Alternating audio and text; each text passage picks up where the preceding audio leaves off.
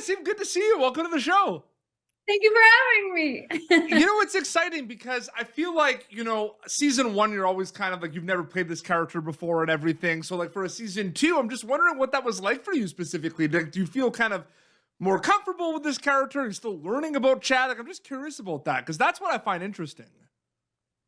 Absolutely. I mean, by season two, you have an entire season of television under your belt. So you get to, you have the privilege of getting to take the character and into, certainly in the writing phase into some new territory, which in our case, we gave him a love story. We had his grandma, played by Oscar nominated actress Shohreh Aghdashloo, come visit, and we were able to, while staying true to the character, give him like a little bit of growth and put him in new situations so that it didn't feel redundant from the first season. And for me, the storylines were so fun, and being on set was making us laugh so hard that it was just like truly such a joy to make from beginning to end. 100%. I'm excited to ask you this too because you wore many hats on this project. In a lot of ways, creating and developing and writing something and then going and filming it, I always see them sometimes as like two separate journeys from a storytelling acting perspective. But I'm wondering what it felt like for you specifically with Chad. Like, does it feel like one kind of big journey, or does it feel like kind of two separate journeys with multiple steps? It feels both like one cohesive journey because you're with the same character. You're not dipping into like different Totally. worlds. Before filming, maybe some things change, so maybe it feels separate sometimes. You know what I mean? Yeah, I would say at the same time, to your point, it also does feel like not even two, but three separate creative entities, because you're in the writer's room for 16 weeks. It has its own kind of comedic identity on the page. And then you're in production where you're shooting it, and it takes on its own creative shape once it's up on its feet. And then you're in the edit for a couple months. And so many things come to life there that you couldn't have even foreseen in the previous two stages, because you can make something funny by just cutting to a shot in a certain way. Or when I was shooting, I had at that point spent 16 weeks with the dialogue. So we would improvise on the day just to find some new, fun, fresh surprises. So each phase is its own special little joy, and each phase has its own special little army of talented people that are helping you kind of bring that vision to life. Yeah, shout out to the crew, right? We have to shout out the crew of Chad. 1000%. The writers, the crew, the editors. I mean, you end up spending honestly more time with these people than you do with family. So Yeah.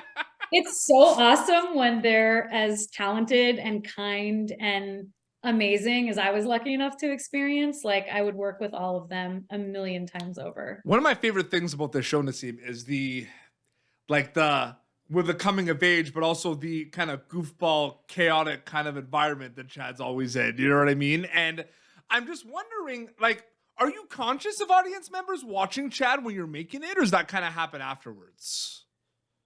I'm not really, I don't really focus on that. I just focus on mining the most common. I mean, I really set out to make a laugh out loud funny show, and I'm really focused on being as honest and truthful in the moment of whatever the character is dealing with in that particular scene, and mining the comedy of a character that is the architect of his own misery in the way that Chad is. And there's so much fun there as a performer, because he is so dead serious about the things that he wants, and he can't see how ridiculous he is, which again is true to most teenagers. They're so in the turmoil of what they think to be life and death circumstances that only an adult who's survived adolescence can like look at it and be like, well, this is hilarious because this child is unhinged right now and doesn't realize everything will be okay, even though he feels like he's going to die in this moment. And I love the quick pace and the quick kind of comedy of Chad. You know what I mean? And it's interesting because I love those like moments where you're just watching and it's like goes 0 to 100 and like all this stuff is happening. You know what I mean? And it's interesting because you look at, sketch comedy and like that's like very quick pace comedy, very like quick, like on SNL, all the skits. So I'm wondering, do you like fast-paced comedy? Like, is that one of your like quick comedy? Is that one of your favorite things, would you say? Yeah, I mean, I wanted obviously for the show to have for the humorous moments to be dense and to have like funny after funny.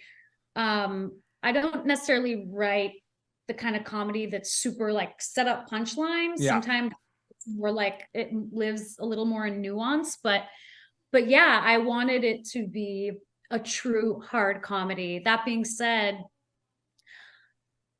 I also wanted it to have what you just don't get the chance to explore much in sketch comedy, which is a ton of heart and a lot of honesty. And sometimes that honesty and heart involves letting moments breathe and leaning into the sadness of a moment and leaning into the heartbreak of a character experiencing something that absolutely guts him, you know? So I also didn't want to feel afraid leaning into some of those more quiet, honest moments. The goal is always to obviously have a comedic engine behind the episode, but also it's not a 6-page sketch. It's a show with a narrative and a world and a family and a whole reality that should feel as honest as possible so that audiences can relate to it. Totally.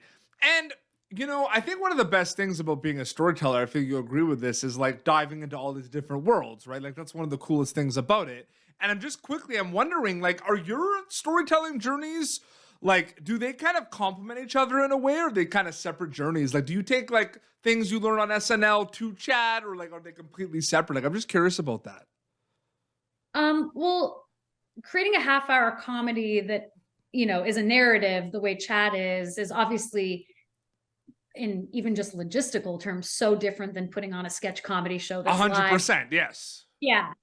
But of course, like honestly, spending that many years at SNL, really, because it's live, is the best training ground to then go do anything that comes after, because no matter what happens, and things go wrong in production, you're shooting on set and suddenly there's rain and you have to rewrite the scene to exist in the cafeteria. So you're on the fly making changes, but you're so well prepared having had SNL under your belt, because you're not live in an hour. You have like even a few hours to recalibrate so in that regard, SNL kind of prepares you for everything to come, and you're a little bit chasing that adrenaline and that high the rest of your career as well. But I always knew I wanted to leave to create my own show. And I think once I figured out who this character was and that sort of like what he wanted, what his like pathology and point of view was, and then I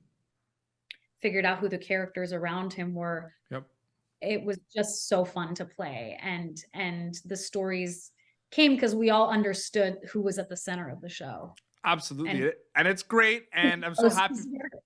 It's so great. I'm so happy for you. Congratulations. And season 2 of Chad is streaming on the Roku channel, which is so exciting.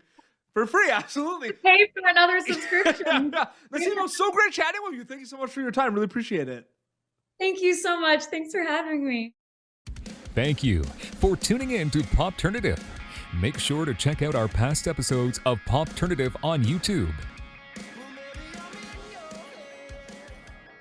This has been an Autograph Communications production.